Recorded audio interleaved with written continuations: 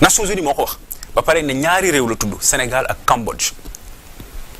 Cambodge Nations Unies nee na grâce aux 12 dernières années Sénégal génn na ci réew yu gën a ndóol dem léegi ci réew yu dugg dóomu yi te bu ci tegee effort bu ndaw mun na nekk effectivement un pays émergent beneen bi taw dama ci d'accord mooy la réalité du pouvoir effectivement dafa am parce que boo nekkee ci biti mën ngay wax mais boo ñëwee effectivement xëy na la nga fay fekk wala na ngay doxalee du doon et c'est là où moi je pense que li leen rattrapé mooy wax ju bëri ak promesse yu bëri alors que liggéeyoo sérieusement et c'est d'ailleurs le vrai problème du PASTEF c'est qu'il n'était pas préparé à gouverner xam nga PASTEF boo koy classifié dans la science politique dafay mel ni ce qu'on appelle les partis populistes xam nga politique dafa am les partis de gouvernement mooy PDS PS APR AFP c'est des partis de gouvernement mooy ñoom dafa am tout le temps ni ñuy doxalee parce que maanaam li ñu bëgg mooy jël réew gouverner ko donc doo leen dégg ñu naan ay dañuy Samuel Doe dañuy def nii dinañ changer réew mi ci ñaari weer et cetera loolu mooy les partis de gouvernement mooy PS en France les républicains et cetera léegi nag mu am nag des partis populistes ñoom bëgguñu gouverner ñoom li leen intéressé rek mooy agiter idée brocarder nit ñi jaxase xam nga coow li bari le PASTEF je pense que jusqu'en 2021 22 peut-être 23 c'était un parti boo xam ne jàppoon na ne mënta gouverner moo tax ñu wax lu leen neex moo tax tey ji boo xoolee xale yi di rappeler souvent les VAR et cetera parce que jàpp naa ne ñoom dañu nekkoon ci phase boo xam ne bëgguñu woon gouverner te dañu jàppale mënuñu gouverner un concours de circonstances 2021 li fi am bon jarul ñu ci dellu 2023 changé na complètement la structuration politique du pays ba Pastef arrivé au gouvernement parti yooyu nag Europe ak Amérique bu ñu gouverner dañuy def ce qu'on appelle leur aggiornamento dañuy def une mue ne man kat la ma doon wax démb ak la ma doon doxalee démb en tant que parti populiste dama koy bàyyi parce que maintenant j'ai l'exercice du gouvernement j'ai l'exercice du pouvoir maintenant je gouverne léegi nga basculer am ay wax yoo xam ne ay waxu caaxaan yoo doon wax nga bàyyi ko donc loolu je pense que daf leen rattraper maintenant autre chose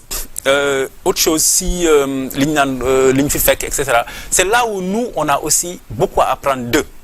loolu moo tax aussi ñun avec le mouvement des cadres bi Pape Malick jiite ak la CAP bi président créé et cetera mooy aussi ñun même dans l'opposition ñu liggéey sérieusement sur des questions techniques les questions d'économie les questions d'énergie ak les questions des droits des femmes les questions de l'éducation de la santé lu nekk ñu réfléchir xool lañ fi bàyyi la fi gouvernement bi def ak ñu aussi comparer ak li xew au plan international parce que Sénégal n'est pas un îlot isolé du monde Sénégal dafa bokk ci organisation UEMOA bokk ci CEDEAO boo gisee les questions sécuritaires ñun dañ ciy def ay xalaat di ci liggéey di ci réfléchir def ay notes ci suñuy réunion suñuy cadre pour préparer wu à l'exercice à nouveau du pouvoir. C'est clair alors peut-être foofu populisme la wala du populisme vous avez jugé mais des fois aussi dafa am yoo xamante ne peut-être ay promesses électorales lay nekk parce qu'on a entendu le président de la République Macky Sall temps yi nekkoon opposition doon wax une gestion sobre et vertueuse wax ne que dinañ atteindre l'autosuffisance en riz dinañu justice bi dinañ ko gën a ñoŋal et pourtant la réalité peut-être était tout autre bi mu nekkee au pouvoir donc des fois ça change et c'est pas parce que populisme là mais c'est autre chose peut-être. Non moi je pense que les promesses du président Macky Sall dans l'opposition yu bari quand même pour man réaliser nañ ko en tout cas def nañ ci ay jéego. wax naa la léegi gestion était sobre et vertueuse. mais une gestion parfaite n'existe pas mais de mon point de vue et encore une fois je suis factuel moi je pense qu'en 2012 bokk na ci par exemple yi Macky Sall njëkk a teg mooy renforcer doole Cour des comptes ba may ko tey jii doole ak pouvoir par la loi mu mën a def liggéeyam. Il y a aussi la création de l'OFNAC par exemple sur la question de la transparence de la bonne gouvernance etc. Aussi renforcer quelque part en fait les juridictions yi fi nekk la création du parquet national du parquet national financier bokk na ci mécanisme yooyu ñu teg sur les questions de bonne gouvernance sur les questions d'énergie wax naa ko léegi on a multiplié l'énergie par 4 sur les questions d'agriculture on a am na résultat yu am solo par exemple ma la jox un exemple vous savez que sur campagne agricole bi passée sur la question sur l'arachide par exemple. Selon les données de USDA, United States Department of Agriculture, le département d'agriculture des États-Unis, le régime a fait 56% de moins en termes de récolte, avec 731 000 tonnes par rapport à l'année précédente. 56% de chute récolte en matière ci gerte mooy wàllug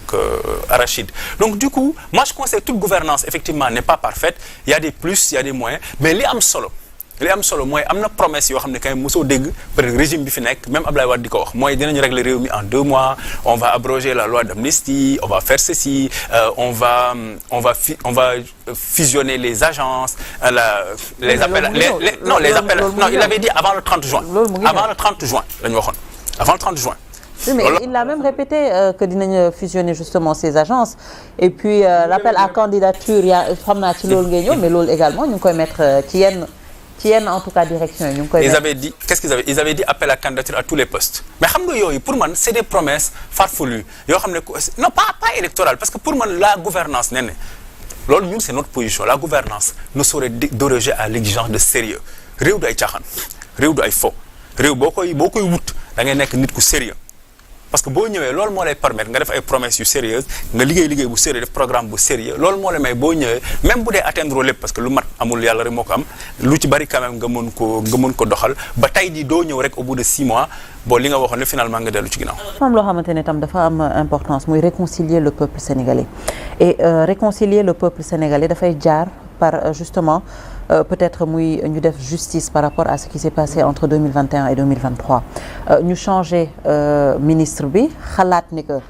peut-être justice boobu ñuy laajte et de part et d'autre que ça soit côté opposition wala côté pouvoir sax peut-être ñoo ko gën a yàkkamti cette justice pensez-vous que dinañu arriver à faire justice entre ce qui s'est passé ci événement yooyu la. Le PASTEF ne veut pas la justice le PASTEF veut la vengeance c'est très différent xam nga lan mooy justice mooy ñu jël ay faits ñu demander peut-être police wala justice ñu def ay enquêtes yu sérieuses ay instructions yu sérieuses qui respectent un principe fondamental dans un état de droit mooy la présomption d'innocence le bu ko defee ñu enquêter à charge et à décharge après ñi pare procureur bu ñu pare juge d'instruction yi jébbal bu dee am na jar na lu jar a topp ñu jébbal ko dans des juridictions de jugement ñu àtte nit ñi le PASTEF ne veut pas de la justice le PASTEF veut de la vengeance te dama koy teg ci ñaari niveau boo xoolee les partisans du PASTEF suba yow da nga koy gis man ñun ñëpp dañu koy gis sur les réseaux dans les médias lan moo tax diw di wax ba tey lan moo tax jàpp ñun ñëpp dañu koy dégg faut pas se voiler la face ñun ñëpp on l'entend ça c'est pas la justice ça c'est la traque pour dans un but de vengeance boobooy bi ci njëkk deuxième bi parce que bi muy interpréter la loi d'amnistie dafa li mu bëggoon mooy ku bokk ci ñun rëcc ku bokkul ci ñun ñu jàppale teg la ay daan wax naa ko fi léegi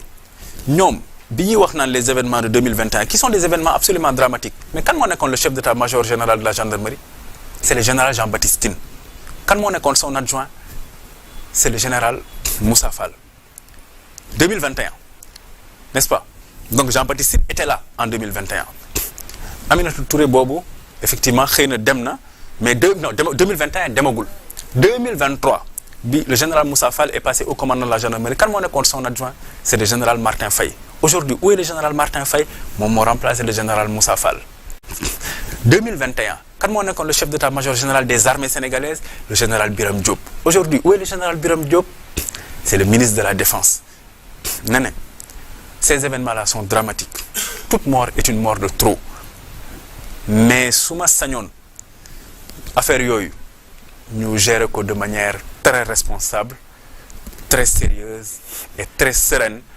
Qu'entendez-vous par gérer de manière responsable et sérieuse? su may wax gérer de manière peut-être weesuwul loolu. non su may wax de manière très responsable mooy que ñu bañ a pointer ay forces de défense et de sécurité parce que la police c'est pas la police de Macky Sall c'est pas la police de Bassirou Faye c'est la police nationale. L'armée c'est l'armée nationale. La gendarmerie, c'est la gendarmerie nationale. Donc il faut qu'on fasse attention. On ne peut pas pointer aujourd'hui des éléments importants, des segments importants du dispositif de l'État du Sénégal di leen affaiblir ci ay waxu politique. Maintenant sur l'amnistie, ma position. Attendez Amidou, foofu même bu fekkee ne que les forces de l'ordre, je suis tout à fait d'accord mais bu fekkee ne que ci biir dafa am ñoo xamante ne dañoo def, ils méritent d'être sanctionnés aussi. Je suis d'accord. On est d'accord. Mais on ne sanctionne pas des gens sur des réseaux sociaux ou sur des plateaux de télé. Oui, bien sûr. Justice mu ngi fi pour loolu. De télé. Et maintenant, sur l'amnistie, de manière beaucoup plus globale, ce qui s'est passé, on a mené des enquêtes et finalement, d'un commun accord, la loi d'amnistie a été votée. Et le PASTEF était d'accord pour la loi d'amnistie. Et je vais le prouver.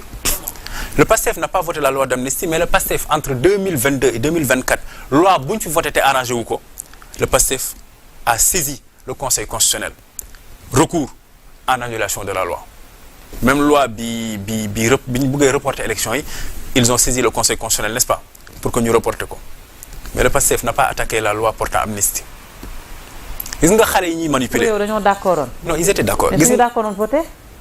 Mais pourquoi ils l'ont pas attaqué? Comme toutes les lois yeneen yi ñu attaqué. Gis nga xale yi ñuy nax ne ak les gens yi ñuy manipuler, ils doivent juste se poser certaines questions. Ñetti questions laa leen wax ñu posé wu ko. benn lan moo tax Pastef attaqué wul la loi d'amnistie bi ñu ko voté en 2024 boobay bi ci njëkk. Deuxièmement lan moo tax Ousmane Sonko ak Bassirou Faye dem lijjanti un non-lieu auprès du doyen des juges non-lieu bi Ousmane Sonko moo ko génne moom ci moom moo ko publié n'est-ce pas lan moo tax mu dem ñoom ñaar ñu lijjanti un non-lieu ci loo xam ne bu dee ñoom ñàppat xoolem ça a été amnistié. Et troisièmement pourquoi eux qui ont promis avant ñuy ñëw au pouvoir dañuy amnistier ne waat jox leen ñu majorité à l'Assemblée nationale ñu amnistier pourquoi ba tey ils n'ont pas ñu abolir pardon la loi d'amnistie bi ñuy wax candidat 2024 dañoo noonu dañuy abroger la loi d'amnistie bi ñu bëggee législative dañoo ne jox leen ñu majorité ñu abroger la loi d'amnistie xale yi nañu posé wu cette troisième question là lan moo tax ba tey abroger wu la loi d'amnistie di ko jéem a interpréter. Oui mais quand on les entend